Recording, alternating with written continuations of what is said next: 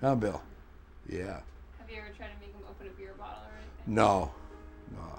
It's a baby. Yeah. All right, you stay there.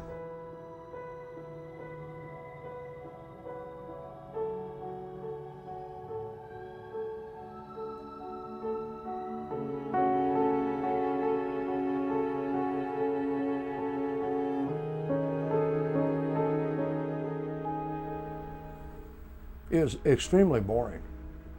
It's just waiting and waiting and waiting and waiting and waiting. You just don't see anybody around. It's like a ghost town.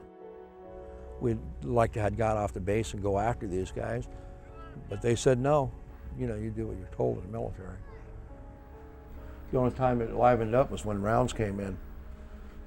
They blew everything up around us 5 miles all the way around. It was nothing. It was totally devoid of any type of life, they claim.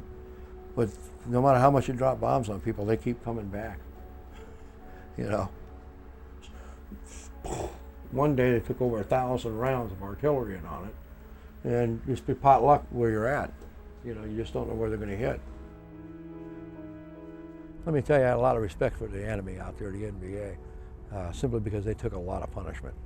Never seen anything like that. They claim that they dropped more bombs in that area, Khe Sanh, than they did the whole Second World War in the Pacific.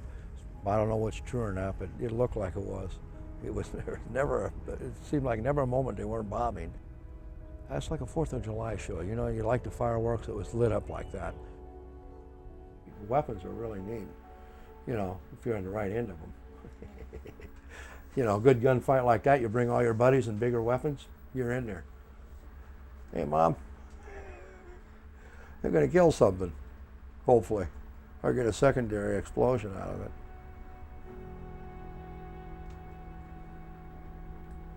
We have to exterminate everything that's put in front of us just to have this, you know, to survive with us. So people will never understand what it's like going through combat to have something like this unless they're in it. You're going to always die. You always thought death was there, so, you know, and you're seeing it happen all around you, you know.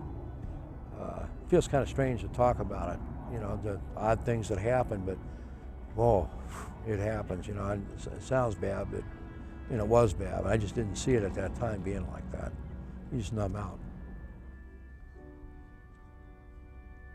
As far as the Marine Corps goes, we have less to work with, and we just have more of a gung-ho fashion than the other services. We're more locked into brotherhood. So the bonds are with the people, and just don't let them go.